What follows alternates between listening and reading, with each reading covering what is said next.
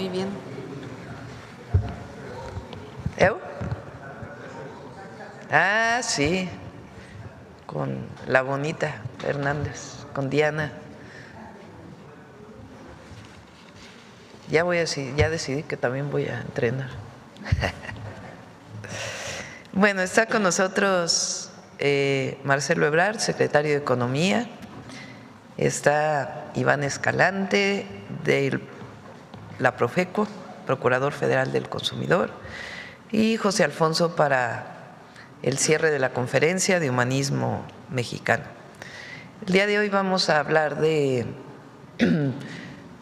el incremento en ciertos aranceles que fue aprobada por el Congreso la semana pasada. Marcelo nos va a explicar cuáles fueron las razones, por qué se trabajó esto con el Congreso y cómo nos va a ayudar al desarrollo de la economía nacional y el Plan México. Entonces iniciamos con quién es quién, como siempre, con Iván, después economía y después contestamos sus preguntas. Adelante. Muchas gracias. Con su permiso, Presidenta, muy buenos días a todas, a todos. Lo que les voy a presentar es el paquete arancelario. Se mandó al Congreso de la Unión por parte de nuestra presidenta, la doctora Claudia Sheinbaum, el día 8 de septiembre y fue objeto de un largo proceso de discusión, revisión y finalmente aprobación con una serie de ajustes. Ahora, ¿cuál es el objetivo? Si ustedes me preguntan, ¿cuál es el propósito de ese paquete arancelario? En resumen, cuidar 350,000 empleos de México. Ese es el objetivo final. Paso a explicarles cómo está integrado. Bueno, tenemos la demanda, la exigencia, el punto de vista, la insistencia de la industria textil y de vestido, la industria de calzado, la industria del acero y ahora les voy a decir también la industria automotriz, que es donde estamos viendo más afectaciones al empleo. No porque no puedan competir, sino porque se están recibiendo productos con precios debajo de los precios de referencia internacional. Es decir, no hay piso parejo. Porque con piso parejo pues no sería justificado aplicar un arancel, pero cuando el piso está disparejo tienes que corregir, remediar esa desventaja o esa injusticia. Entonces, en acero, en apenas del año, digamos los últimos 2 años ha crecido 12.4%, es el ritmo de crecimiento que llevan las importaciones, 20.8% en vestido, incluyendo plataformas digitales, y calzado 22.3%. Si esto continúa, para fines del año 2026, junto con la industria automotriz, estaríamos perdiendo 350,000 empleos. La siguiente, por favor. Esta es la industria automotriz. México, recuerden, es el 5º productor mundial de vehículos. Queremos mantener esa posición. Está en nuestro Plan México, ahora lo voy a explicar. Y el ritmo de crecimiento de importaciones, 34%. A ese ritmo de crecimiento de importaciones, repito, con precios debajo de los precios de referencia. Esto lo haces o lo hacen muchas empresas cuando quieren ganar mercado. Primero gano el mercado, vendo debajo de inventario, sé que mi adversario, mi competidor no puede sobrevivir y después ya subo los precios más adelante. Entonces, crecimiento 34%, aquí lo ven ustedes la tendencia. Entonces, resumen, 350,000 empleos ¿de qué? Calzado, textiles, vestido, acero, industria automotriz. Recuerden que industria automotriz es 1/3 de los empleos de la manufactura de México. Entonces sí importa mucho tomar medidas a tiempo. La que sigue, por favor. Este es nuestro balance respecto a los países de los que estamos importando más, 10-1. Es decir, nosotros exportamos 1 e importamos 9. Esto de suyo, por sí solo, es algo que nos debe llamar la atención y procurar que no sea tan grande el desequilibrio. Pero también da cuenta de cómo va la tendencia. No podemos permitir que esto siga creciendo porque es insostenible. ¿Cómo lo pagamos? Bueno, la que sigue, por favor. Gracias. Bueno, está vinculado a nuestro plan, el Plan México en nuestro país. Nuestro objetivo, queremos elevar el 15% de contenido nacional en las cadenas productivas, es lo que dice el plan, cada vez producir más en México, reemplazar insumos que necesitamos para poderlos desarrollar aquí, sustituir importaciones en algunos casos, reforzar hecho en México, elevar la inversión nacional hasta el 28% del Producto Interno Bruto, generar 1.5 millones de empleos, pues es lo más importante, generar los empleos que vamos a necesitar y lograr que nuestro consumo nacional tenga cada vez más proveeduría de empresas grandes, pequeñas y medianas, no olvidar pequeñas y medianas, es el 90% de la economía de México. La que sigue, por favor. Bueno, ¿cómo se elaboró este paquete? Entonces seleccionamos los sectores industriales estratégicos, ya les dije los 4 más importantes. Se ubicaron 1.466 fracciones arancelarias. Aquí quiero explicarles lo siguiente. Nosotros no hemos tomado en el paquete que se mandó al Congreso una decisión por país. México no establece aranceles a un país. Es decir, el objetivo no es cobrar más respecto a un país que fabrica cierto producto. No es el objetivo. El objetivo, como ya expliqué, es proteger ciertos sectores industriales. Entonces nuestra organización está por producto. Y hablamos de los países con los que no tenemos tratado comercial, porque cuando tienes un tratado comercial no puedes aplicar estos aranceles. El tratado dice que no lo hagas. Entonces, para cuidar la industria automotriz decimos, todos los vehículos que estamos importando tienen este arancel si no es de un país con el que tengamos tratado comercial o no es un cupo. Los cupos, como ustedes recordarán, es el derecho que tiene una empresa que produce en México, que exporta desde México para importar una parte. Eso es un cupo. Si tú no produces en México y no hay tratado comercial, entonces tienes que pagar un arancel. Eso es como funciona. Entonces nosotros no tenemos un diseño geopolítico, es lo que quiere decir. O sea, no le cobramos a un producto porque se hizo en un país. Lo que hacemos es poner un arancel para proteger una industria en México, no importa en qué país se produzca. Eso es muy importante. Bueno, se garantizó, se buscó no depender e importar de un solo país, porque en ese caso, si no podemos reemplazar lo que estamos importando, pues no lo vamos a ponerle un arancel porque tendría un impacto que es negativo. Buscar que haya numerosas opciones de importación cuando no lo producimos nosotros y que no generen presiones inflacionarias. Esto es muy importante, ahora lo voy a desarrollar más adelante. La que sigue, por favor. Bueno, ¿con quién se dialogó? Bueno, la Cámara de Diputados encabezó un diálogo muy importante, hay que decirlo, y lo mismo la Secretaría de Economía. Entonces, la Confederación de Cámaras Industriales, la CONCAMIN, la Industria del Hierro y del Acero, Canacero, la CANIPEC, Industria de Productos Cosméticos también, Industria de Transformación, Industria del Aluminio, Industria Textil, Industria Maderera, Industria del Vestido, la que sigue, por favor. La Cámara Nacional de la Industria de la Celulosa y del Papel, fabricante de envases metálicos, manufacturas eléctricas, obviamente la industria automotriz, tiendas de autoservicios departamentales, Industria Nacional de Autopartes, entre las principales.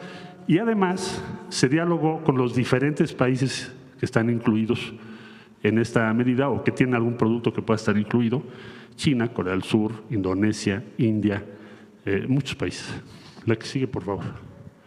Bueno, resulta que entonces esta es la estructura de los 17 sectores que les mencioné, empezando por autopartes, autos ligeros, vestido, plástico, siderúrgica, electrodomésticos, juguetes, textiles, muebles, calzado, producto de marroquinería, papel y cartón, motocicletas, aluminio, remolques, vidrio, jabones, perfumes y cosméticos. Son los 17 sectores que referí que están incluidos.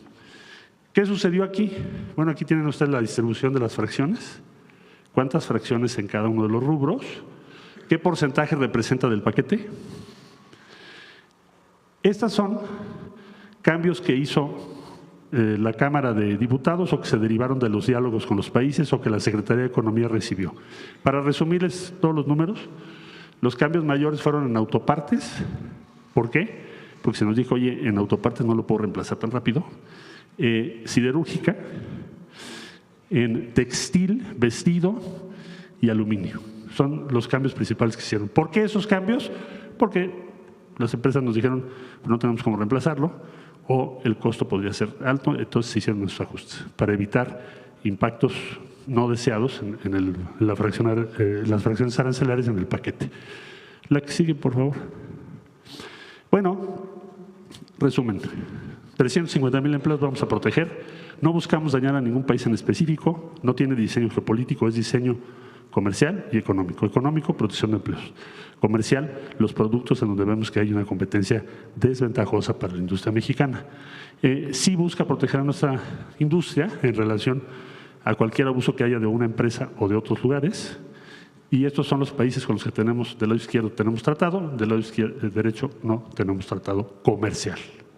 Para que ustedes tengan una idea de para quién o a qué países podría afectar en algún grado. La que sigue, por favor.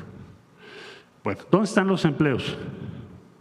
Estos son los 350,000 empleos que nos preocupan. Están en Aguascalientes, Baja California, Chihuahua, Coahuila, Estado de México, Guanajuato, Jalisco, Nuevo León, Puebla y Querétaro principalmente.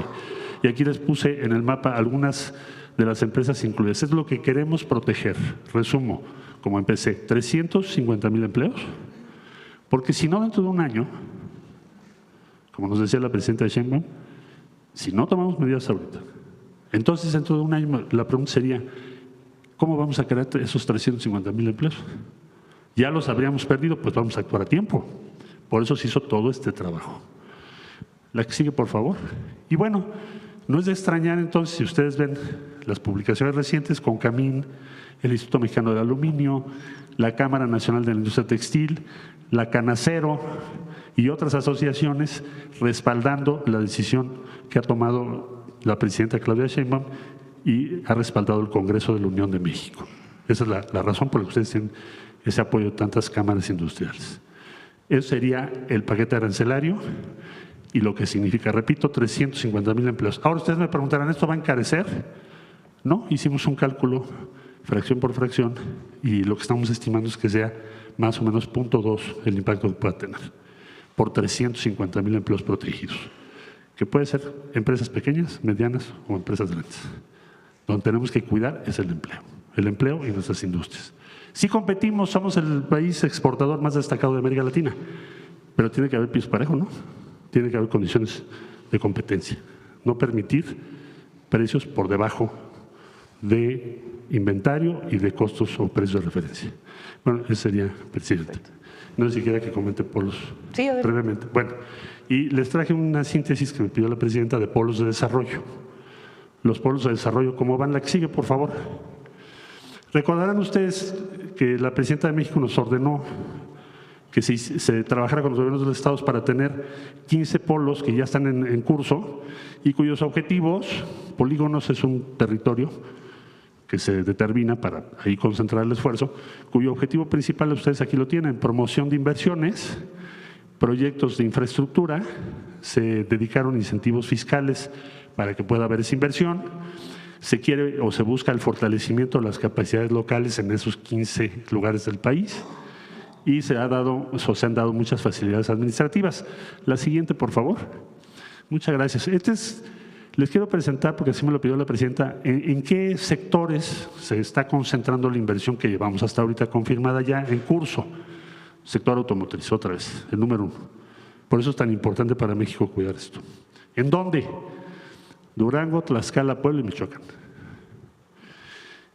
Sector logística, que tiene mucho que ver con la eficacia, competitividad de nuestra economía.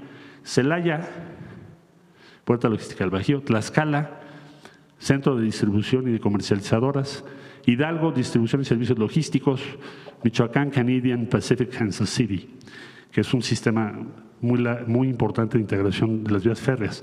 Y otros proyectos que son relevantes, energía, siderurgia, manufactura y economía digital. Es lo que ya tenemos hoy confirmadas, esas inversiones que estoy presentando. La que sigue, por favor. En sectores con inversiones que también vale la pena mencionarles, en Hidalgo tenemos una fábrica de APIs. ¿Qué son las APIs? APIs. Son la base de todos los medicamentos. Si queremos ser cada vez más autosuficientes en la producción de medicamentos y competir en el exterior, o sea, no depender de alguien que te los venda, tenemos que generar cada vez más APIs. Y es lo que está pasando aquí. Aquí hay una inversión de $2,000 millones. Esto es en Hidalgo. Sector agroalimentario, en Puebla tenemos Paysa Foods, aquí está la inversión, 200 millones. Michoacán, planta irradiadora de la Asociación de Empresas y Sociedades para la Pasteurización de Fruta, Verdura y Carne, esto es muy interesante para el sector agropecuario. Para Campeche tenemos una planta de procesamiento e industrialización de frutas tropicales, que también va a ser muy interesante. La que sigue, por favor. ¿Dónde están los que ya tenemos programados obras para terminarlas o iniciarlas enero, febrero, marzo de 2026. Durango, que ya lo mencioné, Celaya, Morelia, Sinapecuaro, Michoacán, San José, Chiapa, Nopalucan, estos en Puebla, Huamantla, Tlaxcala, que estarán ya, este polo ya tiene el 100% de la superficie comprometida y estamos terminando enero, febrero, marzo, estos 6 polos de desarrollo con sus obras y sus inversiones. El segundo trimestre tenemos otros 9, de manera que tengamos los 15 que nos ha pedido la presidenta Claudia Sheinbaum. Ese sería como el resumen. La siguiente, por favor. Y por último, bueno, ¿quién está financiando o cómo estamos participando? Gobierno Federal, Nacional Financiera, financiamiento para el desarrollo y urbanización de los polos, Banobras, conexión de última milla para servicios y obras de infraestructura.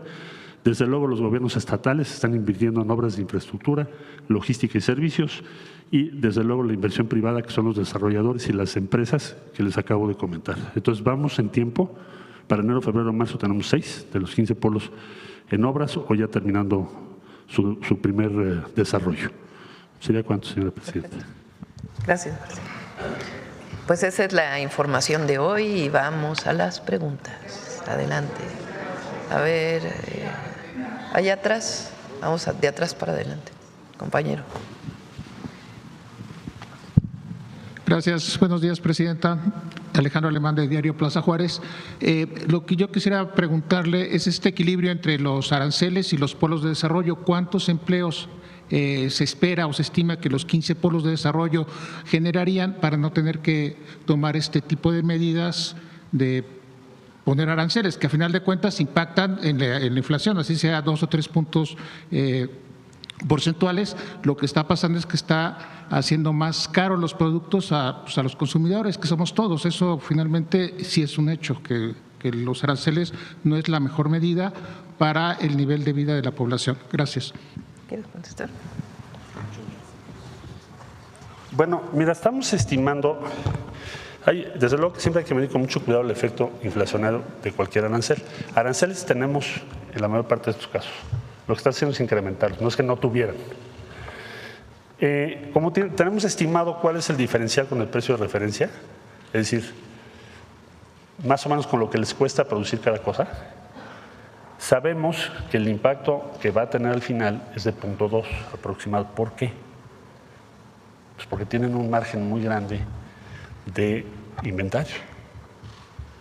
Y sabemos entonces que si tú repercutes exactamente lo que es el arancel, pues vas a perder mercado. Entonces los vas a obligar a seguir vendiendo casi al mismo precio para tener una condición más pareja en la competencia. Es decir, si tú tienes un producto que el precio de referencia son 10 pesos y te lo están vendiendo el 6, quiere decir que en inventarios ya tienen un número muy grande, porque si no estarían perdiendo una gran cantidad de dinero.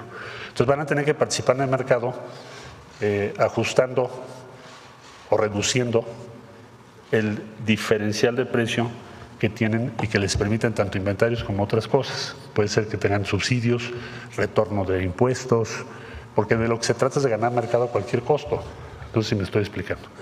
Entonces, no hagas una repercusión lineal del precio en el producto final. Además, hay muchas cosas distintas. Una cosa son bienes intermedios y otra cosa son bienes terminados.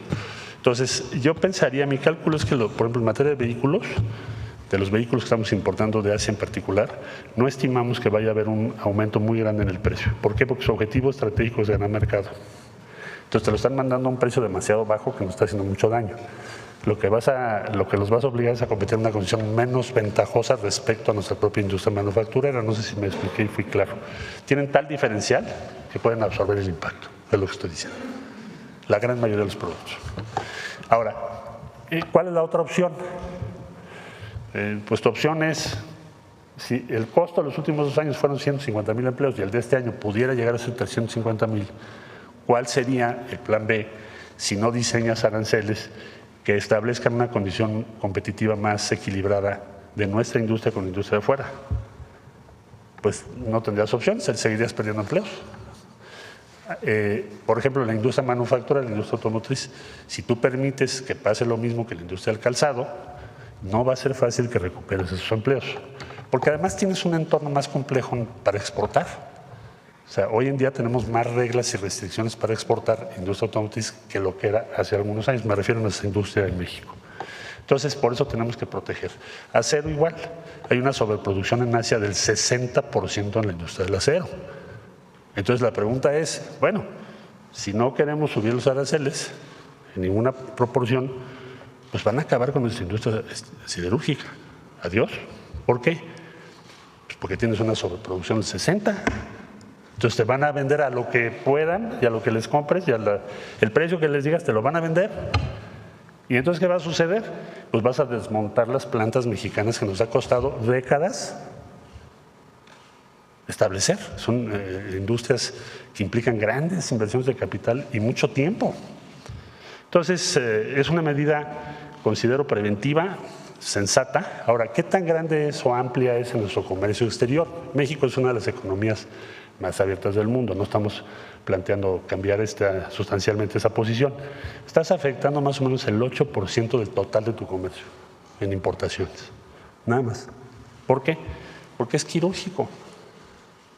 Vas a proteger industrias que necesitan tener condiciones mejores para sobrevivir. Imagínate tú, por ejemplo, el acero, vamos a pensar, tengo un arancel de 50% de Estados Unidos y al mismo tiempo precios. Vaya, debajo del precio de referencia. ¿Cómo se hace un precio de referencia? Sacas ¿cuánto le cuesta a todos los demás países y a todas las demás plantas producir ese acero? Y te da un precio de referencia. Un promedio, con un máximo y un mínimo. Están 60, 40, 35% abajo del precio de referencia. Evidentemente, nuestra industria no va a poder sobrevivir en esas condiciones. Entonces, esa es la lógica. 350,000 empleos, bajo impacto en inflación. Ahora, nos dijo la presidenta, escuchen a la industria, consulten al Congreso para que tengamos el menor impacto inflacionario posible y no perjudiquemos actividades económicas que sean relevantes. Por eso se hizo un proceso tan largo, desde septiembre hasta diciembre. Si la presidenta no hubiese tomado esa precaución, pues lo sacamos de un día a otro. ¿Y qué sucedería? Pues que a lo mejor habría muchas empresas o actividades que, como no tuvieron la oportunidad de decirte, oye, estos son los detalles, por ejemplo, autopartes. Pues escuchó a toda la industria automotriz, a la industria de autopartes, y nos dijeron, bueno, estas autopartes no las podemos reemplazar tan pronto, quizá en un plazo un poquito más largo. Entonces, por eso se accedió a muchas cosas que se sugirieron. Ese sería el resumen. 350,000 empleos, tengámoslo en mente, porque puede ser cualquiera de nosotros, no es una teoría. No los vamos a poder reemplazar si permitimos que se pierdan. Y también no es justo que se haga. No es justo, porque no son las mismas condiciones de competencia. Entonces, sí tenemos una obligación de proteger a la industria nacional, pequeña, mediana y grande, que tenga condiciones justas. Cuando sean justas, si alguien te compite y te produce algo mejor y te gana, ok. Pero es como en el deporte, si alguien está haciendo trampa, pues no se vale, ¿no? Ese es. Por eso, secretario, pero el tema es que está hablando de 350,000 empleos contra una política que nos anunciaron desde el inicio del sexenio de crear 15 polos de desarrollo, que supongo que crearán por lo menos más de 350,000 empleos. No sé cuántos se piensen crear. Entonces, nada más para terminar el planteamiento, es por eso que no supondría que no tendríamos por qué estar metiendo aranceles cada vez que la industria o los empleos se ven en peligro. Gracias. Tú decías que la otra opción sería… No, es que una va con la otra. Tienes que proteger tu industria, por ejemplo, la industria manufacturera y automotriz, y al mismo tiempo tienes que buscar inversiones para crear nuevos empleos. Entonces, los polos de desarrollo, nosotros vamos a estar dando la información del número de empleos que se van generando en cada uno de los polos. Ahorita te puse las inversiones, pero lo podemos dar en empleos, también si nos autoriza la presidenta. Ahorita tenemos de los 15, 6 ya iniciando obra y con las inversiones aquí explicadas. Y presento con mucho gusto el número de empleos. Estimamos que el número de empleos va a ser importante en esos polos de desarrollo y los que queremos proteger por el lado arancelario son 350,000. Gracias. Recuerden que desde que llegamos al gobierno planteamos un plan para el desarrollo principalmente industrial del país. Se llama Plan México. No solo industrial, pero en una parte fundamental, sí. no va a haber inflación ni en alimentos derivado de estas medidas, ni en muchísimos productos. Incluso muchos productos intermedios se les dejó el arancel que tenían previamente, no se aumentó. Entonces, el objetivo es no perder empleos y aumentar empleos a través de otros instrumentos y de la propia inversión pública y privada en el país. Entonces, no es que esta idea de que no es deseable poner un impuesto a la importación, pues depende de las características y de las circunstancias. Nosotros planteamos desde el principio que queríamos una política en ciertas áreas de sustitución de importaciones, porque estamos importando lo mismo que exportamos en valor en dólares. Y lo que queremos pues es importar menos y exportar más. Entonces, eso lo dijimos desde incluso antes de que entrara el presidente Trump. Planteamos el Plan México desde que entramos al gobierno. Entonces, están los polos de bienestar, polos de desarrollo económico para el bienestar, pero hay muchas otras inversiones que no tienen que ver con los polos. Inversiones públicas, de infraestructura, los trenes, la inversión en agua, la inversión en carreteras y además inversiones privadas en distintas áreas que no tienen que ver directamente con los polos, a partir de incluso incentivos que pusimos desde que llegamos al gobierno para la inversión. Entonces, el objetivo es el desarrollo con justicia en el país. Y para ello tomamos una serie de medidas y no van dirigidas, como bien dijo el secretario de Economía, a ningún país, sino sencillamente a que no se pierdan más empleos en ciertas industrias estratégicas y donde México pues tiene una experiencia muy importante. Adelante, vamos con otras. A ver, Carlos. Buenos días a todas y todos. Carlos Navarro, de Heraldo Media Group. Bien lo comentan que no es para generar mayor recaudación, pero ¿cuánto estiman que se esté obteniendo de este paquete arancelario, Presidenta? Pues son alrededor de 30,000 millones más o menos. ¿Anuales? Anuales, sí. Y además de los comentarios que ha hecho China, ¿algún otro país asiático ha buscado tener comunicación con México para atender esta situación? Hay que decir que estamos en pláticas con todos los países. El secretario de Economía, nuestros embajadores y la Secretaría de Relaciones Exteriores. Y no queremos enemistad con ningún país, sino sencillamente son decisiones que se toman en acuerdo con distintos sectores empresariales o industriales en nuestro país, desde pequeños hasta grandes, para fortalecer el empleo y el desarrollo de México. Y en todos los casos tenemos diálogo con Corea del Sur, con China, con Vietnam. Bueno, Vietnam es parte de otro tratado comercial que tiene México, pero con todos los países estamos en pláticas. Preguntarle, el fin de semana estuvo en Chihuahua, ¿cómo va el tema de estos centros de atención para las infancias? Es un proyecto muy bonito. A ver si hay fotografías del CECI. Recuerden que desde que estuve en campaña planteamos, ¿qué nos pidieron las mujeres de la maquila? Guarderías, para poder dejar a sus hijos. Esa fue la demanda principal. Estuve en reuniones con mujeres de la maquila, particularmente en Ciudad Juárez. Entonces, ahí surgió esta idea. Trabajamos con Zoé Robledo, con el director del IMSS, y planteamos la estrategia no de construir guarderías, ya no queremos llamarles guarderías, porque guardería pues es la visión antigua de guardar a los niños, a los bebés, o a las y los bebés. La idea es que sea un centro de educación y cuidado infantil. Entonces, se generó un modelo en el IMSS. El modelo ayudó mucho, hay que decirlo, y agradecemos al sindicato del IMSS, porque es un nuevo modelo, no es el modelo de las guarderías antiguas del IMSS, sino un nuevo modelo con menos trabajadores administrativos, más educadoras y un modelo pues que apoye para el desarrollo desde los primeros meses a los bebés para las madres trabajadoras.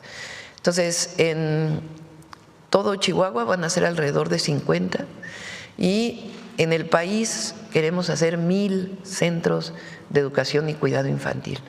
Tiene una… a ver si tienen las fotografías del centro, más allá del video. Tiene un diseño en donde hay un jardín central y los salones están alrededor del jardín central para que las educadoras puedan ver a todos los salones. Y hay desde los 45 días de nacidos hasta los casi 4 años de edad. Este que fuimos a ver en Ciudad Juárez es para 250 infantes pequeños de 45 días a 4 años, y hay otros de un poquito menos o hay otros de un poquito más. Ahora, estamos haciendo, por ejemplo, en Ciudad Juárez, un acuerdo con el municipio. Entonces, las mujeres trabajadoras que no tienen seguro social pueden dejar a sus hijos y el municipio paga al IMSS lo que correspondería del cuidado de las niñas, de los niños y niñas que no tienen seguridad social. Entonces, es un modelo de lo que ahora se llama el sistema de cuidados, que es que el Estado desarrolle esquemas para permitir que las mujeres puedan trabajar o desarrollarse y que no se cargue siempre el cuidado a las mujeres, que podamos ayudarles. Entonces, para eso son estos centros de educación y cuidado infantil. Eso va a permitir que las mujeres jóvenes que tienen hijos puedan dejar a sus hijos bien cuidados, bien alimentados y puedan desarrollarse ampliamente y tener su propio ingreso. Presidenta, el fin de semana llegaron a un acuerdo con Estados Unidos en materia de agua. ¿Cuáles fueron los acuerdos y si hay candados para que no se vuelvan a dar estas nuevas amenazas de aranceles si no se cumplen en ciertas entregas, Presidenta? Sí, primero lo que es muy importante que todos sepan es que no se está dando un agua que no tenemos o que afecte a las y los mexicanos, sino se vio de distintas cuencas cómo podía atenderse la solicitud de Estados Unidos, que es parte del Tratado de 1944. No es que estemos entregando más de lo que dice el tratado y tampoco estamos dando el agua que no tenemos o afectando al consumo humano y a la agricultura en México. Ellos pedían que hasta diciembre se entregara una cantidad de agua y nosotros dijimos, pues a diciembre no se puede. No solamente no se puede físicamente, sino que además pues va a tener consecuencias si se hace en tan poco tiempo. Entonces se logró un acuerdo para entregarlo en más tiempo y se hizo énfasis además porque ellos decían es que México no ha querido entregar, no es que no hayamos querido entregar, sino sencillamente no ha llovido lo suficiente. Entonces se llegó a un acuerdo en este sentido y al mismo tiempo seguirnos reuniendo para acordar, se acuerda por quinquenio, pero ahora se va a ver a partir de la cantidad de lluvia que hay en el periodo de lluvias cómo puede irse solventando lo que no se entregó de los 5 años anteriores, producto de la sequía. El viernes, a través de sus redes sociales, informó que dialogó con el Papa. ¿Qué le dijo y si hay una fecha estimada para que visite México? Sí, a través del nuncio en México pedimos esta llamada. Muy amablemente pues aceptó la llamada, lo cual agradecemos. Y todavía no hay fecha para que venga, pero sí tiene mucho interés en venir. Y pues fortalecer los programas que tenemos con la Iglesia Católica, como Sí al Desarme, Sí a la Paz. Le hablé de este programa y lo importante que era para el país y fue pues muy cálido y se refirió pues de manera con muchos saludos al pueblo de México. Entonces, pero todavía no hay fecha. ¿El Papa le comentó algún tema en específico, Presidenta? Nada en específico, sino la voluntad pues de que participemos todos para la pacificación en algunas zonas del país y la voluntad de la Iglesia Católica de ayudar en eso. En otro tema, ¿qué opinión le merece el viraje de algunos votantes en América Latina de izquierda a derecha? Ayer se dio a conocer, bueno, usted incluso felicita al candidato de ultraderecha en Chile, en otros países ha ocurrido, como en Argentina, en Bolivia. ¿Qué opinión le merece esto que está ocurriendo en América Latina, Presidenta? Bueno, hay que analizar cada país. Evidentemente nosotros queremos que haya más gobiernos cercanos al pueblo, pero que siempre se decida de manera democrática. En el caso de Chile fue una votación democrática, eligió el pueblo de Chile quien quiere que lo gobierne. Creo que es un momento de reflexión para los movimientos progresistas en América Latina de por qué se dan estas circunstancias. Yo creo que esto no se va a dar en México, porque, número uno, hay mucho apoyo popular al gobierno, porque estamos cumpliendo y no hemos traicionado lo que nos comprometimos. Número 2, hay resultados, la disminución de la pobreza, de las desigualdades, y la mayoría de las y los mexicanos está de acuerdo con la transformación que está viviendo nuestro país por esa razón. Y además, aquí hay unidad. A veces cuando no hay unidad en los movimientos, pues se generan esta disminución del apoyo. Y aquí no, aquí buscamos siempre la unidad de nuestro movimiento y dar resultados, siempre dar resultados, honestidad y resultados. Y nunca abandonar lo que nos comprometimos y la visión de que el gobierno está para servir al pueblo. Esa es la razón por la cual México tiene, el gobierno tiene mucho apoyo popular. Y hay que analizar en todo caso pues qué pasó en Chile. Muchas gracias, buen día a todas y todos. Gracias. Vamos. A ver. ¿Quién más? A ver, el compañero de aquí atrás y luego vamos adelante. Hace mucho que no preguntaba hasta. Gracias, buen día, presidente. Oscar Zamudio para Sagacín. En el tema de los aranceles, saber a partir de cuándo estarían surtiendo efecto y si son solamente para Asia o si son para todos los países. Son para los países con los que no tenemos acuerdo comercial. Ese es, ahí Marcelo puso varios. Hay un cuadrito. Son algunos de los países con los que tenemos acuerdo comercial del lado izquierdo y del lado derecho, con los que no tenemos acuerdo comercial. Digamos que se aplicarían estos nuevos aranceles para los países que aparecen del lado derecho de la tabla. Sí, y hay características que tiene la propia Secretaría de Economía. Si se producen, por ejemplo, vehículos aquí, tienen ciertas posibilidades para disminuir aranceles. Entonces, lo que estamos buscando es fortalecer la industria nacional. ¿A partir de cuándo estarían surtiendo efecto estos aranceles? Es para los 1 de países? enero, ¿verdad? 1 de enero. En ese sentido, presidenta, y haciendo referencia a lo que comentaba de fortalecer el mercado interno, en el caso de Aerolínea estaría siendo una de las estrategias que servirían para cuidar estos empleos. Y pues, ¿en qué va ese tema de Aerolínea cuando podríamos conocer el nuevo modelo y saber en dónde estaría ubicada la planta? Estuvimos en Puebla, en el Tecnológico de Puebla. Ahí están trabajando cerca de 70 profesores, investigadores, hombres y mujeres, en el desarrollo de Aerolínea. Aerolínea tiene una característica que es un mini vehículo, es decir, no compite con los grandes vehículos de pasajeros o con vehículos más pesados o transporte público. Es un mini vehículo que está pensado para las ciudades mexicanas, eléctrico, con ciertas características. El objetivo es que ya esté listo el prototipo a mediados del próximo año y la producción en serie a principios, en el primer trimestre del 2027. Esa es la idea. Y en todo caso, pues su nicho, claro que cualquiera lo puede comprar para su transporte individual, pero el nicho es mucho para sustituir mototaxis y transporte de carga menor, como por ejemplo el del centro histórico, centros históricos de ciudades, en fin, es un mini vehículo, esa es la característica. En otro tema, presidenta, recientemente… Y sí va a generar empleos, porque evidentemente pues va a continuar el diseño, porque queremos que siga mejorándose, y al mismo tiempo la producción en serie. Todavía no se decide en qué estado de la República va a estar. ¿Se podría considerar Hidalgo para la instalación de esta… Podría ser planta? ahí en Ciudad Sagún.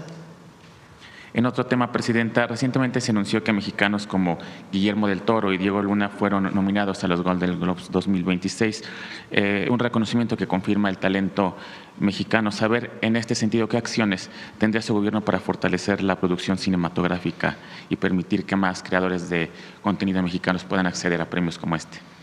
Bueno, primero hay una ley que ya no se aprobó en este periodo, pero que se fue trabajada con tanto la industria como con artistas para el cine, para el desarrollo del cine nacional.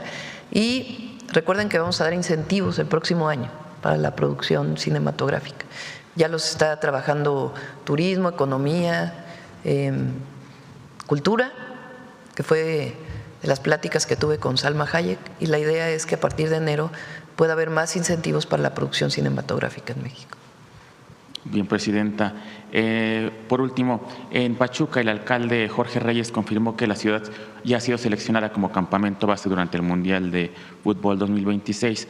Saber si para ese entonces, presidenta, ya estará disponible el tren AIFA Pachuca para los visitantes. Sí, este mes los vamos a invitar, vamos a ir al primer recorrido, ya está lista prácticamente toda la obra civil. Y viene, en los trenes siempre es así, viene un periodo de pruebas para probar la señalización y que sea completamente seguro. Entonces va a venir un periodo de pruebas que pueden ser 2 meses más o menos, y a partir de ahí pues ya estaría funcionando. Pero antes del Mundial va a estar funcionando, eso sí. Gracias, presidenta. Buen día. Gracias. A ver, basta y luego Nancy. Gracias, ¿qué tal? Muy buenos días a todos y a todas. Juan Hernández de Diario Basta, Tabasco Hoy, Campeche Hoy y Quintana Roo de Grupo Cantón. Sobre el tema, bueno, pero más bien del tema económico, ¿qué avances se han tenido en todos los proyectos que han impulsado, sobre todo lo que es el Plan México? ¿Cómo vamos en ese tema? Bueno, como tú sabes, mencionaba yo en la presentación que el objetivo del Plan México es elevar la proporción de inversión nacional, aumentar nuestros contenidos nacionales. ¿Qué avances tenemos? Bueno, además de todos los planes que se han venido anunciando aquí en la mañanera, de infraestructura, de trenes, los polos de desarrollo, muchos dijeron, no, pues no van a avanzar, pues ahí van, sí van a avanzar, van en tiempo y forma. El portafolio de inversión, tenemos más de 297,000 millones de dólares confirmados, no hemos tenido sustituciones o cancelaciones, sino más bien adiciones. Entonces yo diría que el Plan México con sus diferentes contenidos está en tiempo y forma. Afortunadamente lo tenía ya la presidenta previsto antes de que iniciara el gobierno, de manera que no estamos actuando por la impronta de los acontecimientos, sino conforme un plan. Por ejemplo, estos aranceles están vinculados al plan porque tenemos que proteger esos 350,000 empleos. Y pues estamos aquí informándoles cómo vamos avanzando en cada uno de los rubros. Los polos de desarrollo en particular es otra de las importantes inversiones que estamos realizando.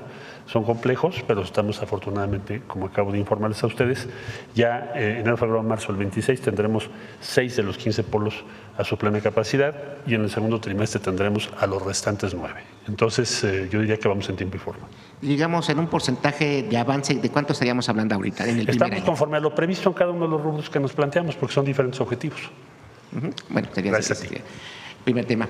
En un segundo tema, presidenta, preguntarle sobre esta, bueno, aunque ya respondió algo sobre esta gira que ha venido realizando en diversas partes del país.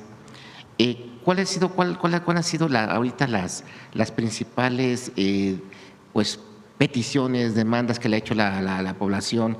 Ayer daba cuenta usted que fue le cayó de sorpresa a un hospital del IMSS y bueno, luego de inmediato en varios medios de comunicación pues ironizaron o empezaron ahí a manejar campañitas negras, ¿no? Pero realmente lo que se ha visto es que usted ha estado recorriendo todo el país, ha estado escuchando a la gente, ha estado a pie a tierra, pues así por todos lados, ¿no? ¿Qué es lo que ha recogido? ¿Cómo planea cerrar este año en lo que es en su agenda de trabajo?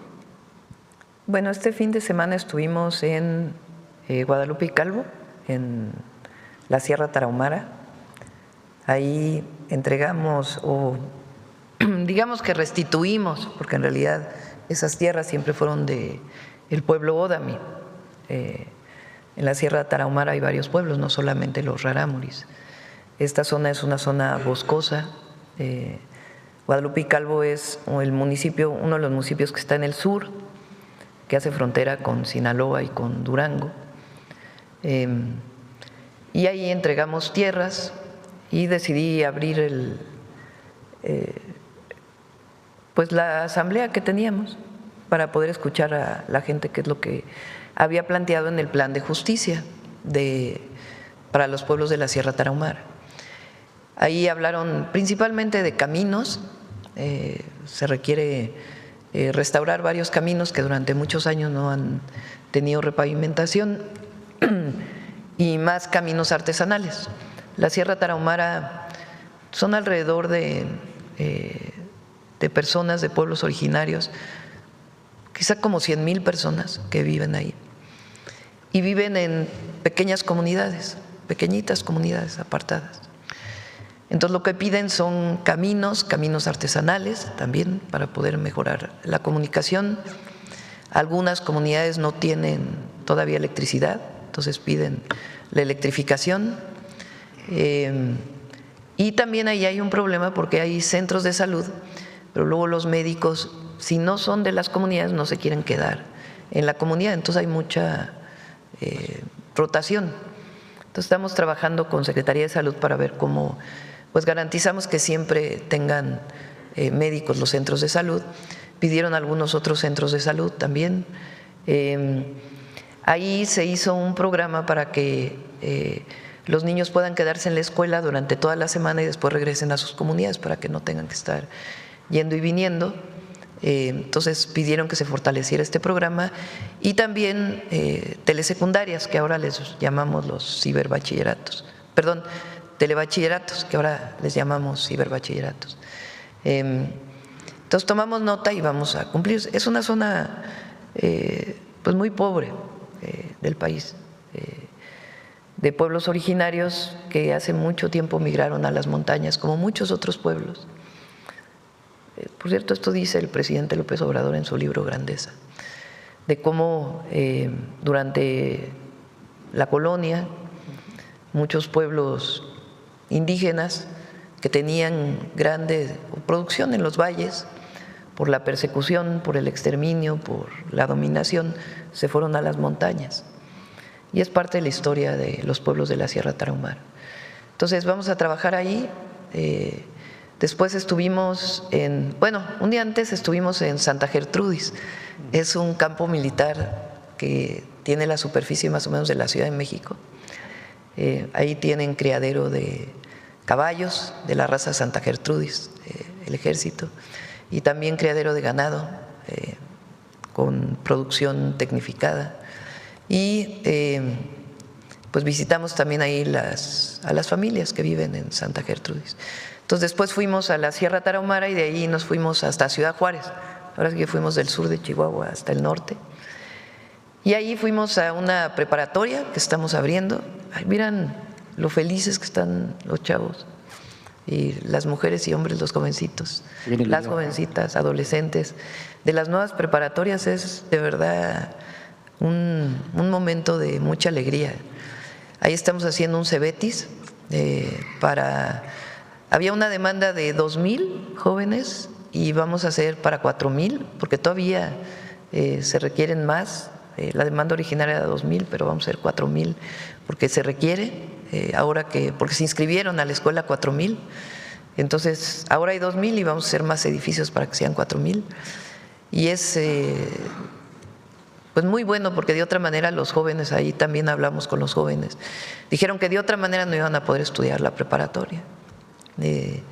Y de ahí fuimos al Centro Libre para Mujeres, que es muy simbólico porque Ciudad Juárez es uno de los lugares de mayor violencia contra las mujeres.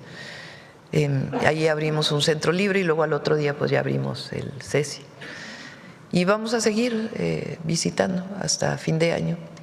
El próximo año vamos a iniciar con visitas para hacer el gabinete de seguridad en algunos estados, jueves, viernes. Haremos las mañaneras allá, ya les vamos a decir la agenda, pero vamos a iniciar haciendo el gabinete de seguridad en los estados con mayor problemas de seguridad. Y pues a seguir, se van a inaugurar muchos hospitales en enero, carreteras, y ahí vamos, trabajando. Bueno, dos últimas preguntas más. Uno, hablando del tema de la mujer, bueno, en estos próximos días van a develar estas estatuas de las ancestras o heroínas de México. ¿Nos puede exponer qué implica esta justicia? Bueno, porque van a ser mujeres indígenas, entonces las que van a ser veladas en sus estatuas. Bueno, primero va a acudir y segundo, ¿qué opinaría sobre eso? Bueno, es un reconocimiento Ahora, fíjense, estoy leyendo nuevamente El laberinto de la soledad por aquello de Malintzin. Y lo que pasa hablaba de la mexicaneidad y el valor negativo, vamos a decirlo así, que pone en Malintzin y lo que significó, de acuerdo con Octavio Paz, el momento de la conquista o de la invasión española y la conquista. Porque es una visión, desde mi perspectiva y desde la perspectiva de muchas mujeres, pues de cuando se escribió ese libro, y una visión a las mujeres o de las mujeres,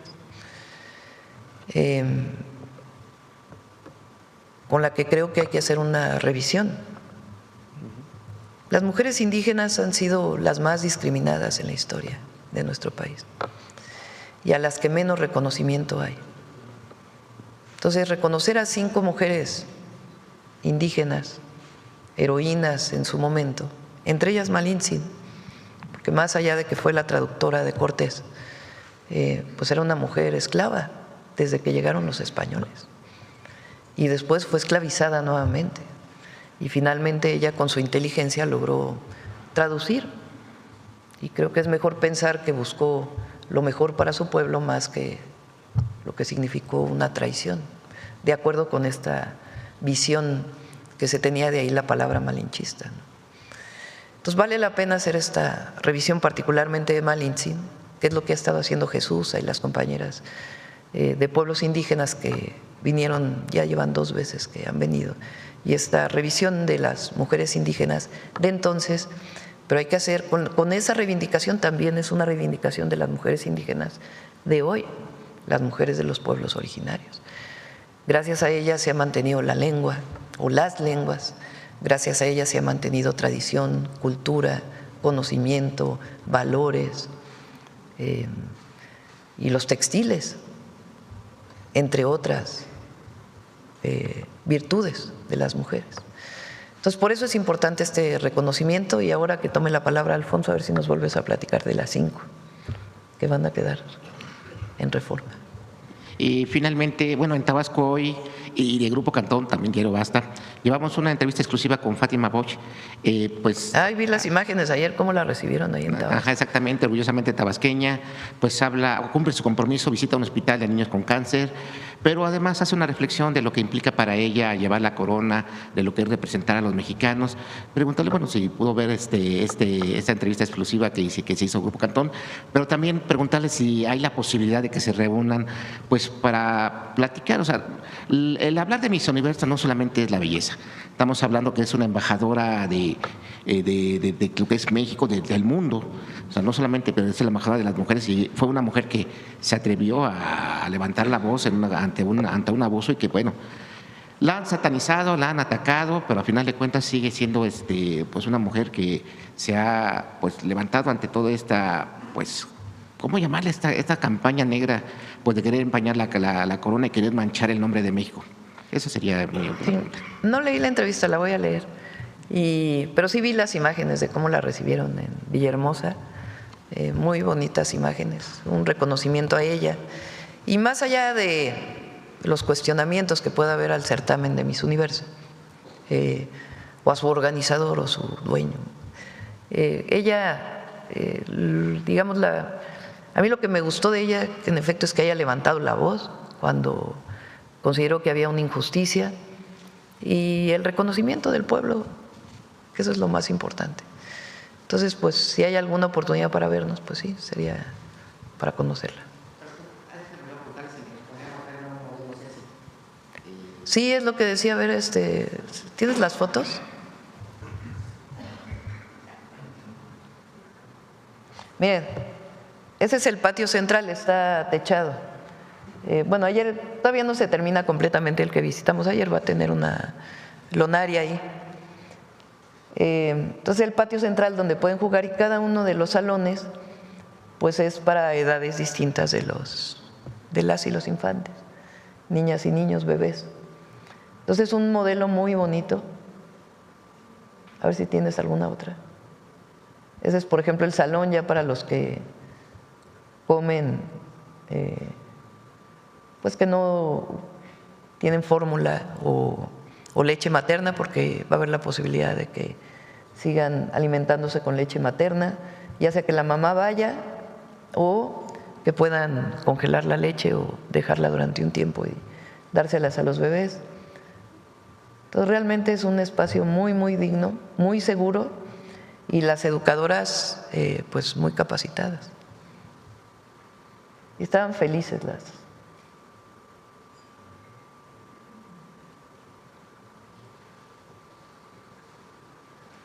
Está una pequeñita que se lleva un carrito.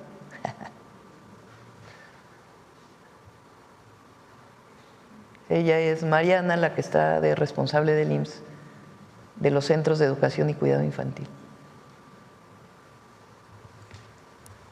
Adelante, Nancy. Buenos días, Presidenta. Nancy Flores, de la revista Contralínea. Buenos días a todas y a todos.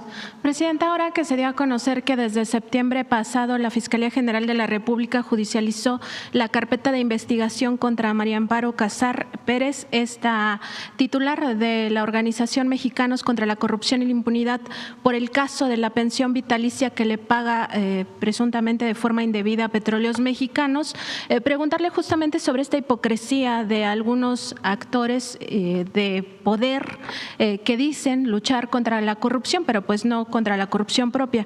Esto teniendo en cuenta pues el contexto en el cual se dio esta pensión vitalicia. Su esposo se suicidó en octubre de 2004 y de forma prácticamente fast track Petróleos Mexicanos le otorga esta pensión que podría implicar un presunto fraude de más de 31 millones de pesos, porque no solo se trata de este pago mensual de 135,000 pesos, sino también de otras pues prestaciones que no correspondían, por ejemplo, el pago de becas para sus hijos de María Amparo Casar en el ITAM por 1,800,000 pesos, tanto de licenciatura como de maestría, y también otros pagos, incluso gastos funerarios. En 2004 ella se desempeñaba justamente como coordinadora de asesores de la Secretaría de Gobernación cuando Santiago Krill estaba al frente, y también al frente de este país pues estaba supuestamente Vicente Fox. Entonces, pues desde este trato privilegiado, incluso de presunto tráfico de influencias, ella gestiona esa pensión y bueno, preguntarle sobre esta hipocresía de estos personajes. Bueno, fue un caso que se hizo público con el presidente López Obrador, muy cuestionado por cómo obtiene la pensión, pero ya la parte de la Fiscalía, pues yo se la dejaría a la Fiscalía, para que en todo caso ellos o la propia fiscal o quien correspondiera pues explicara por qué la denuncia penal, cuando se presentó y el citatorio que creo que hicieron. Entonces eso se lo dejaría a la Fiscalía, ¿no? Más bien pues recuerdas cómo fue que se dio este caso, que vale la pena recordar, pero la parte penal pues sí, se la dejaría a la Fiscalía. Presidenta, también hablando de estos cambios que se están viviendo en la FGR, si hubiera el caso de que la Fiscalía General de la República le solicitara al gobierno federal particularmente asistencia o cooperación para casos donde se involucran a los expresidentes Enrique Peña Nieto y Felipe Calderón Hinojosa. En el primer caso, pues fue la Unidad de Inteligencia Financiera la que justamente en el sexenio pasado denuncia directamente al expresidente Peña por pues diferentes digamos, operaciones dentro de sus cuentas bancarias, pero también dentro de cuentas bancarias de sus familiares que conectan con depósitos y transferencias de contratistas del gobierno en aquel sexenio. Y en el caso de Felipe Calderón, pues el tema claramente es esta sociedad de García Luna con el crimen organizado, particularmente con el cártel de Sinaloa, y también sabemos que hay expedientes en torno al operativo Rápido y Furioso. Si fuera el caso de que la FGR le solicita cooperación al gobierno federal en estos dos temas, ¿se haría esa cooperación? Nosotros no tenemos interés en el tema. Si la Fiscalía llegara a solicitar información, pues por ley tiene que darse la información si es que la tiene alguna instancia. Recuerden que en el país hubo un referéndum de si el pueblo quería juzgar o no, o consideraba que era pertinente juzgar a los expresidentes.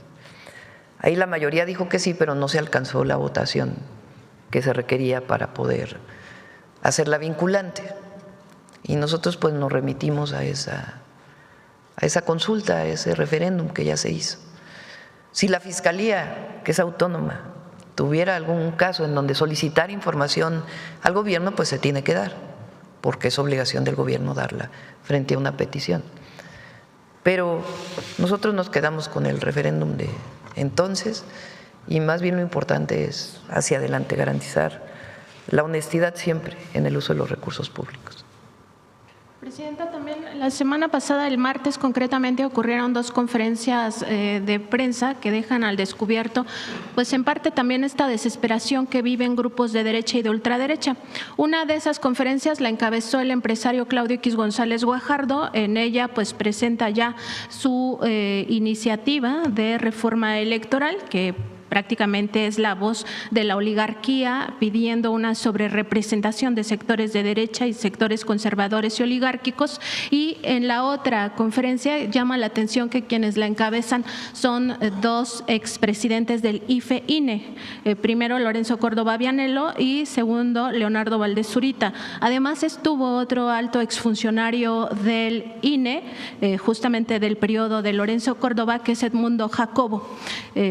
Estos 3 personajes, junto con otros opositores, presentan que ya cumplieron 200 asambleas para formar lo que quieren, que es un partido político de derechas. Este partido se llama Somos México, y en estas 2 conferencias tienen coincidencias en que pues, se tiene que frenar esta democratización también de las instituciones electorales y que pues de alguna manera frenar lo que ellos dicen que es dar más poder al poder, que evidentemente es una visión antidemocrática. Les sigue molestando que el pueblo decida la forma de su gobierno. Y aquí la pregunta, Presidenta, pues es saber su opinión sobre estos intentos golpistas que buscan restarle al pueblo su derecho a elegir libre, democrática e informadamente pues la forma de su gobierno. Bueno, ellos tienen derecho a presentar una propuesta. Buscaron firmas y presentan una propuesta. Voy a ser muy franca, no la he visto, la propuesta que presentaron. Y también nosotros nos vamos a reunir en la comisión que se fundó para la reforma electoral ya en estos días, porque ya terminaron los foros, porque el objetivo pues es recibir de la gente cuál era la propuesta para la reforma y pues estaríamos haciéndola pública a principios del próximo año, quizá mediados de enero, algo así, estaríamos haciendo pública la propuesta. Yo lo he planteado, el que primero nosotros concebimos la democracia como la definió Lincoln, un gobierno del pueblo, por el pueblo y para el pueblo. Si las minorías deben tener representación, aunque no alcancen una diputación de manera nominal, pues también me parece bien. Lo que no estamos, o lo que desde mi perspectiva es fundamental en la reforma, es las listas de plurinominal, que pues en realidad las eligen las cúpulas de los partidos, aunque en Morena son por tómbola, pero se eligen sin la participación de la gente. Y segundo, el recurso, la cantidad de recursos que se utiliza para las elecciones. Y también valorar si es necesario tantos esquemas organizativos, las OPLES y todo esto, que es importante, que son parte de las propuestas que se hicieron en los foros. Y bueno, hay que ver la propuesta que presentar. Pero para ganar una diputación, un local, federal, una presidencia municipal, ya sea del Ejecutivo, sea presidente, gobernador, presidente municipal, del Legislativo, sea Congreso federal, estatales o cabildos, pues hay que convencer a la gente, ¿no? Hay que ganar la votación del pueblo de manera honesta, transparente y limpia, universal, secreta y directa. Entonces, pues vamos a ver las propuestas y ya en enero ya dedicamos un tiempo a hablar de la reforma electoral. Y también tener en cuenta pues que estos actores que antes estaban enquistados en el INE pues se han quitado la máscara. No, lo que es curioso es que pues antes apoyaban al PRIAN, ¿no? Y ahora no se sienten representados ahí. Ahora están haciendo su propio partido político.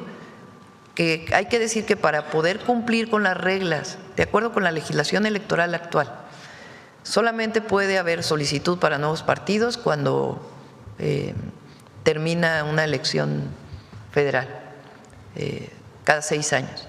Que habrá que ver si no se puede abrir también para que no se necesiten esperar 6 años. Y tiene que cumplir con el número de asambleas y con afiliados, son las dos cosas.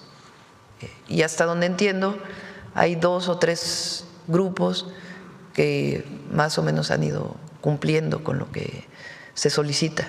Y al final el INE tendrá que decidir, de acuerdo con la revisión que se haga, si tienen posibilidad de participar en la elección del 27. ¿Qué características tienen los nuevos partidos? Lo conozco porque pues fuimos parte de el registro de Morena como partido político en el 2015. Entonces, en el 2027 los nuevos partidos, si cumplen con lo que se solicita en la legislación y es aprobado por el INE, tienen que participar solos en la elección y tienen que obtener al menos el 3% de la votación. Si no obtienen el 3%, pues aunque hayan cumplido con todos los requisitos, pues no se le da el registro para poder participar después en el 2030. Pero de inicio tienen que participar solos y obtener al menos el 3% de la votación, con la legislación actual. Presidenta, en otro tema, el pasado 1 de diciembre se publicó en el Diario Oficial de la Federación el acuerdo para crear la Unidad Nacional de Operaciones Estratégicas adscrita a la Secretaría de Seguridad y Protección Ciudadana, que es un cuerpo de agentes facultados para organizar, dirigir y también para realizar pues no solo investigación, sino también persecución de delitos a partir de información de inteligencia, información estratégica y de análisis. Es decir, que este cuerpo pues hará algunas operaciones especiales y pues de alguna manera hará el trabajo que hasta ahora venían haciendo la Guardia Nacional, la Sedena y la Marina. Preguntarle si el secretario Omar García Harfuch pudiera explicarnos por qué pues se consideró necesario tener un grupo de este tipo y también cómo se irá transparentando la actuación de esta unidad. Recuerden que cuando llegamos le dimos a la Secretaría de Seguridad y Protección Ciudadana la facultad de hacer investigación e inteligencia para la seguridad pública. La Secretaría de Seguridad y Protección Ciudadana tiene el Centro Nacional de Inteligencia. Lo que antes era el CISEN, hoy es el Centro Nacional de Inteligencia. Antes se dedicaban a perseguir a la oposición, ahora pues el Centro Nacional de Inteligencia por ley tiene como su principal función la seguridad nacional. Además está la Secretaría de la Defensa Nacional con el Ejército, la Fuerza Aérea y ahora la Guardia Nacional y la Secretaría de Marina Armada de México. Nosotros le dimos la capacidad a CNI de hacer investigación para la seguridad pública. Es distinta a la seguridad nacional, la seguridad interior y la seguridad pública. Y consideramos nosotros pues que el principal problema hoy en nuestro país tiene que ver con seguridad pública, vinculada con los grupos delincuenciales o la delincuencia organizada. Entonces no tenía la atribución formal el CNI más que en términos de la seguridad nacional, ahora ya la tiene para la seguridad pública. Y estos agentes están muy vinculados a CNI y a la propia Secretaría de Seguridad. Se abrió una convocatoria y están trabajando. Y trabajan de manera coordinada con la Guardia Nacional, con la Defensa, con la Marina. Pero además son coadyuvantes del Ministerio Público. Porque en México el único que puede detener a un delincuente que no sea en flagrancia es el Ministerio Público. Si hay una flagrancia en el momento, puede ser detenida por un policía o incluso hasta por un ciudadano.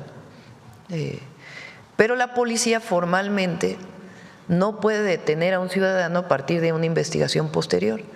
¿Quién tiene esa atribución? El Ministerio Público, a través de su policía de investigación.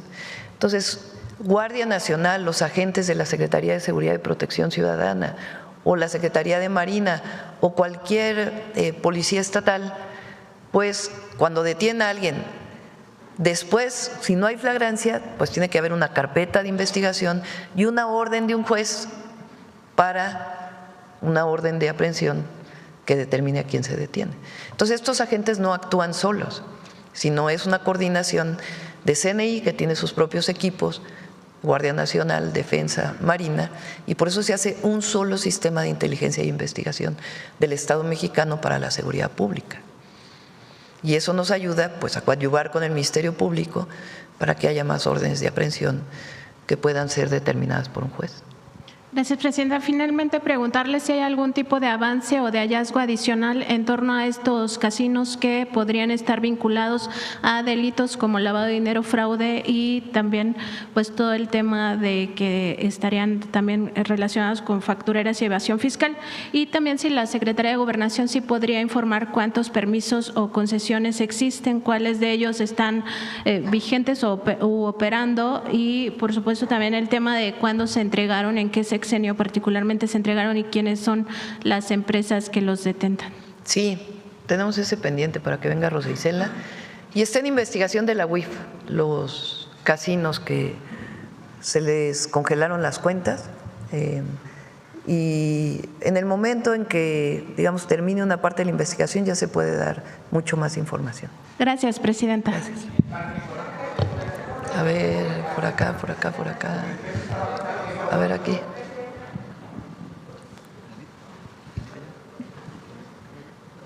Bueno, aquí luego acá. Presidenta, muchísimas gracias. Janet Galindo, de Grupo Transmedia La Chispa. En primera instancia, preguntarle si es posible, ¿cuántas, nos hablaba ahorita el secretario de Economía de este cuidado de 350,000 empleos, pero también quisiera saber cuántos tratados son los que tiene México en total en el mundo.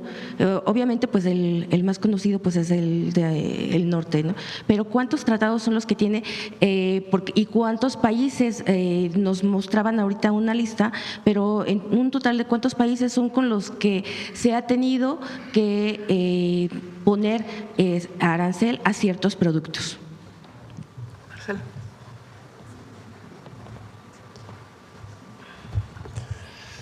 ¿14 tratados. En total. Nada más tienes que tomar en cuenta que, por ejemplo, de la Unión Europea son 23 países. Entonces tenemos tratados comerciales con más de 45 países. Ok.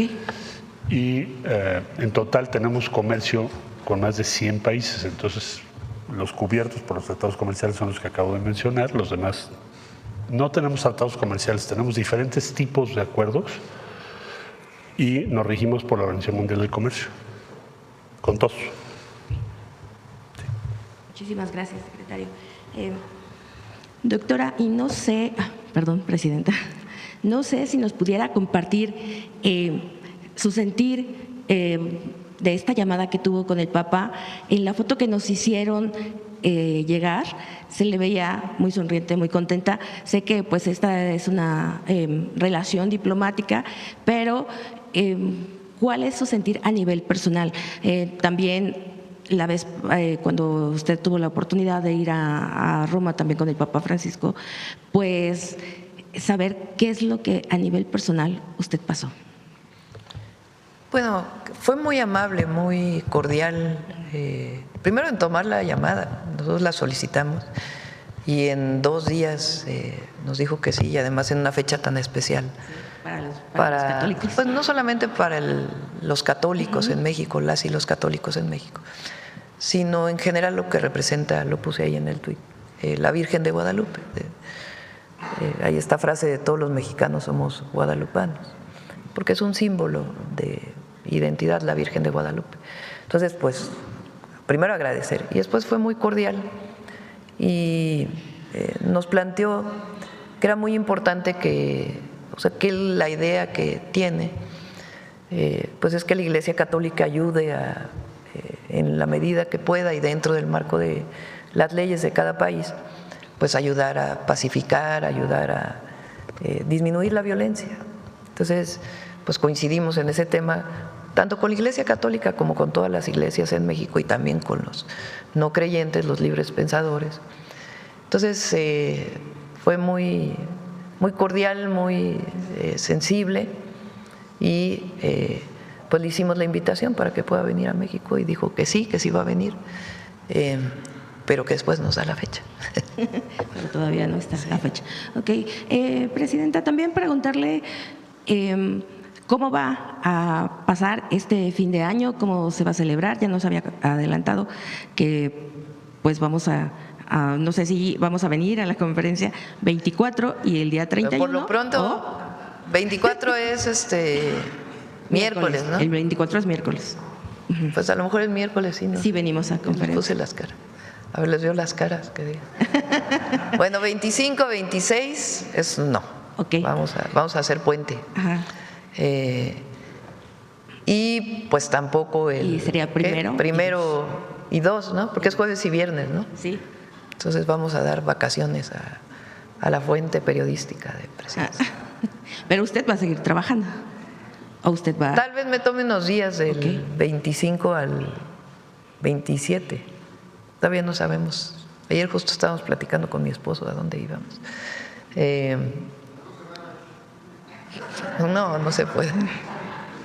No, unos 2, 3 días.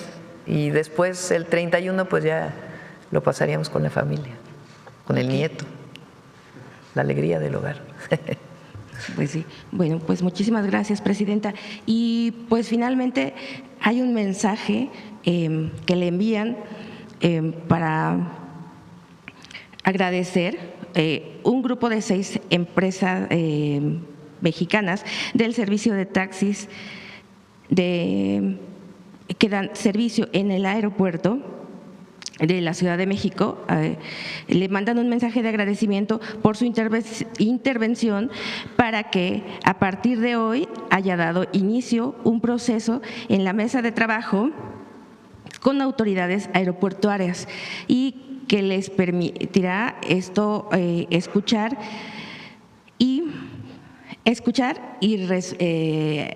las peticiones y poder trabajar para tener sus derechos a estos empresarios. Ellos esperan que esto les permita trabajar, esta intervención que se dio a través de usted, que esto les permita trabajar con sus garantías y respetuosos, especialmente bajo la coordinación de sana competencia y con ello poder ver por los más de 2,000 familias que son las familias que representan.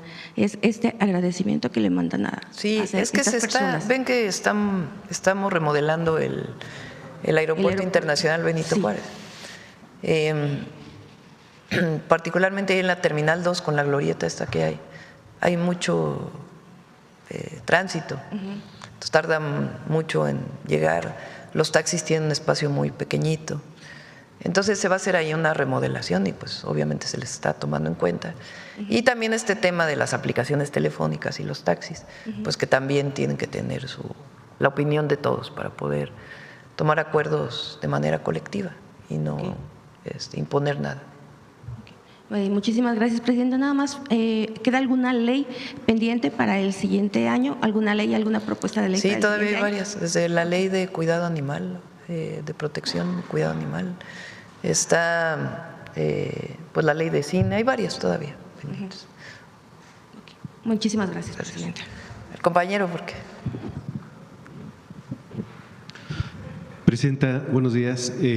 Buenos días, secretario. Con la noticia de que ahorita el dólar, y tengo otras preguntas, pero el dólar está bajando, centavo por centavo, acaba de romper el piso de los 18. Los 18, ¿verdad? Los 18, y obviamente, pues esto se refleja por lo último que ha sucedido en estos días. ¿Su opinión acerca de esto en este momento? Pues está muy fuerte la economía de México, por más que hay algunos que digan que no. Tiene una enorme fortaleza la economía nacional y es gracias también al cambio de modelo. Próximo año ya vamos a hacer algunos informes o avisos, noticias de cómo vamos a incrementar la inversión pública a través de distintos instrumentos. Y eso va a fortalecer más todavía. Entonces, vamos bien y vamos a ir mejor. Sí, disculpen, no me presenté, soy Javier Pérez de HCTV Noticias. Presidenta, cierre de año con informes de gobierno, con un gobierno, como se dice, echado para adelante, construyendo polos económicos. Eso se refleja en los estados a nivel nacional y me llama la atención que, por ejemplo, estados como Chihuahua, con su recorrido, Puebla, Hidalgo, Veracruz, la mayor parte de los estados están repuntando en el tema económico y del desarrollo interior y como ejemplo, a ver si me atrevo a poner Puebla, como este fin de semana en el informe de gobierno del gobernador Alejandro Armenta, se da a conocer también una noticia que Puebla repunta como el primer estado en sustentabilidad alimentaria y que se podría llevar este ejemplo a todo el país y un desarrollo más rápido en lo que son los sectores económicos al interior de los diferentes estados. ¿Su opinión acerca de esto, Presidenta? Bueno, primero está haciendo muy buen trabajo el gobernador Armenta, le mandamos saludos. Como bien decía el secretario de Economía, no hemos tenido, hay una serie de empresas que quieren invertir en México. No hemos tenido ninguna noticia de que alguna de las empresas que ha decidido invertir se retire, sino al revés, más empresas quieren venir a invertir a nuestro país. Entonces, yo, como lo he dicho, pienso que en la revisión del tratado nos va a ir bien con sus diferencias, a lo mejor en algún momento, pero nos va a ir bien porque es muy importante que se mantenga el tratado y lo sabe Estados Unidos y nosotros. Y obviamente Canadá. Entonces, pienso que nos va a ir bien, no hay ninguna señal que en sentido contrario. Eso va a fortalecer más la inversión y además todo lo que estamos haciendo en el país para fortalecer el mercado interno también va a representar un apoyo para la economía nacional, más todos los programas de bienestar, más el aumento al salario mínimo, más el anuncio de 40 horas, más pues todo lo que estamos haciendo de inversión pública, trenes, carreteras, agua. Entonces, va a ser un buen año el 2026. Y, Presidenta, para finalizar, última pregunta. Usted llegó con el apoyo del pueblo mexicano, es el primer año del cierre de Navidad, prácticamente el segundo año del cierre de Navidad. Fue apoyada por un país entero. Sin embargo, a lo largo y ancho de nuestro país todavía hay rescoldos políticos que impulsan políticas que incluso pasan por encima de artículos de la Constitución, como el 35, segunda fracción de la Constitución. Le comento esto porque el fin de semana me llamó la atención que en el Congreso del Estado de San Luis Potosí se lleva adelante una ley secundaria donde aparentemente se prepara el terreno para el 2027 para que solo mujeres puedan participar en lo que es elección, cortando el camino a actores políticos de ambos géneros, preparando, como le decía, este camino para pues una actora política que no voy a emitir su nombre, pero sí la ley con la que se pasó en medios de comunicación, la ley Ruth. En ese sentido, y le vuelvo a reiterar, y más que nada busco su reflexión acerca de cómo usted llegó sin apoyo de absolutamente ninguna ley secundaria, ninguna ley amañada y limpiamente apoyada por un pueblo de hombres y mujeres libres y soberanos. ¿Qué hay que hacer para terminar con todo esto, Presidenta, en los diferentes caminos políticos de nuestro país?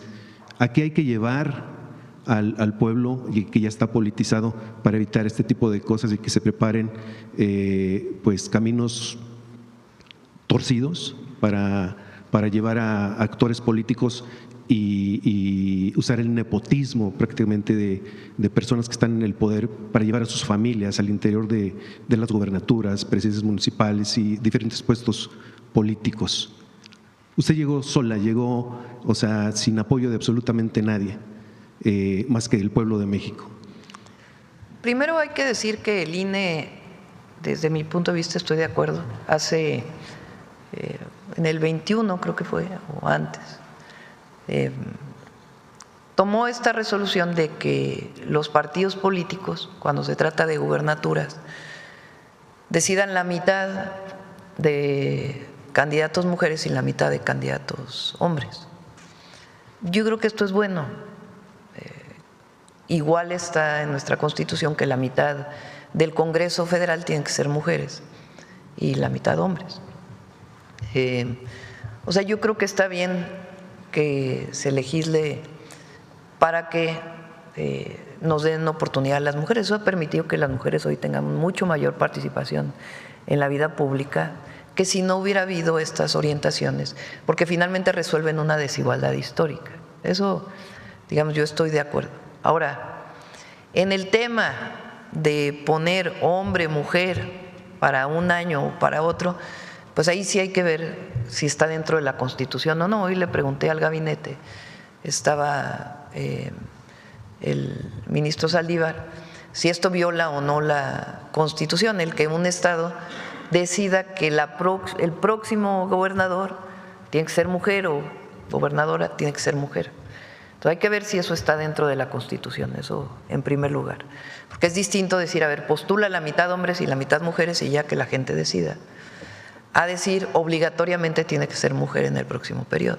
Eso es lo que hay que ver, si está dentro o no de la Constitución. Ahora, sobre el tema de familiares que consecutivamente tengan la elección, ustedes saben mi opinión. De hecho, ya se aprobó en el Congreso que para el 2030 no puede haber familiares directos hasta el cuarto nivel que puedan ocupar el mismo puesto de elección popular. Tendrían que esperarse un tiempo para volver a ocuparlo. Y en el caso de Morena dijeron que lo harían así desde el 27. Entonces, en esa parte, pues, conocen mi opinión, no creo que se deba dejar a un familiar como candidato, pero pues también ahí cada partido tiene su idea. En el 2030 ya será para todos y en el 27 pues cada partido tomará su decisión política. Y bueno, más que nada usando triquiñuelas dentro de los congresos con leyes secundarias. Pues para hay que ver si es constitucional o no esta aprobación que hizo el Congreso de San Luis Potosí. Bueno, para terminar, Presidenta, quisiera resaltar la fotografía en el CECIT donde usted está de espaldas con una niña. Me llamó muchísimo la atención. Quisiera preguntarle su sentido. ¿Qué sintió en ese momento estar con niños y respondiendo más de 600 mujeres en aquel entonces cuando era candidata a Presidenta de la República, estar otra vez ahí de la mano de una niña? Pues para mí fue muy emotivo. Mis hijos fueron a guardería del IMSS. Yo fui a guardería del ISSSTE. A los 8 meses mi mamá me dejó en la guardería del ISSSTE. Y creo que y mis hijos fueron a guarderías del Seguro Social. Es decir, mi mamá pudo trabajar gracias a que el ISSSTE tenía esta facilidad para las madres trabajadoras. Y en mi caso pude trabajar porque pude dejar a mis hijos en una guardería. Obviamente es una elección voluntaria. Si decides cuidar a tus hijos hasta qué edad, o si te lo cuida un familiar, es una decisión familiar. Pero pienso yo que el gobierno tiene que dar el acceso a poder dejar a tu hijo en un lugar bien cuidado.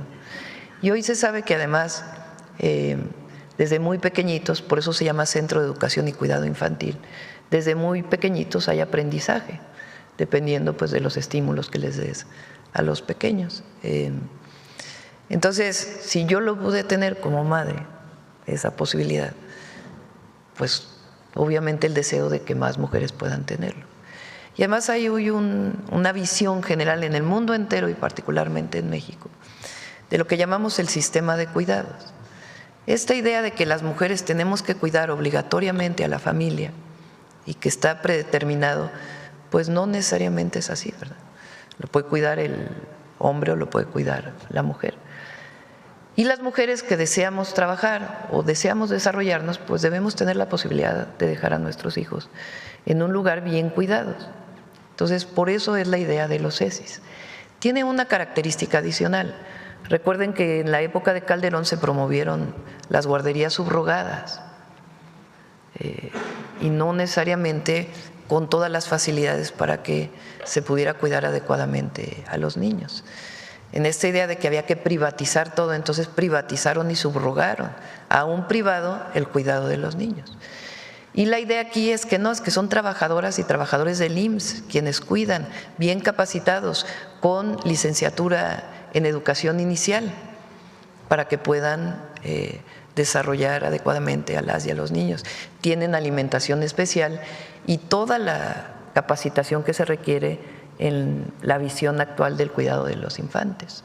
Entonces, pues para mí es mucha emoción poder cumplir un compromiso que hicimos. Además, agradezco mucho a Zoe porque lo han hecho pues de manera muy profesional y realmente el CECI está precioso, precioso. Y las mujeres pues estaban emocionadísimas. Muchas mujeres de la maquila son migrantes, llegan a Ciudad Juárez, a Tijuana, a otros lugares de la frontera, o llegaron hace tiempo y no llegan con el apoyo familiar, no se van con la abuela o no se van con el apoyo familiar. ¿Por qué migran? Pues porque allí había empleo. Y muchas de ellas incluso son madres solas, que están criando a sus hijos solos. Entonces, la desesperación de las madres, que muchas veces tenían que dejar a los pequeñitos solos en su casa, muy pequeñitos, porque pues tienen que trabajar para darles de comer y cuidarlos. Entonces, el que esté en los CECIs pues es algo extraordinario. Yo espero que cumplamos con los 1000 y que siga habiendo más. Además, ya incluso desde la perspectiva económica de un país, el que las mujeres tengan posibilidad de trabajar, pues permite también un mayor crecimiento económico. Y para la mujer, pues es la posibilidad de tener la autonomía económica, que te permite pues una independencia que de otra manera no podrías tener. Y siempre es voluntario, obviamente es de acuerdo si la mujer lo desea hacer o no, pero que tenga esa posibilidad. Sí, ahí votó la gente que no lo quería en este lugar, entonces pues ya Secretaría de Medio Ambiente va a buscar otro sitio para poder desarrollar el Parque de Economía Circular. Y siempre vamos a ser respetuosos de lo que opine la gente. Bueno, vamos, mujeres en la historia. Ah, no es cierto, humanismo mexicano, ya estoy en jueves. Vamos, humanismo mexicano.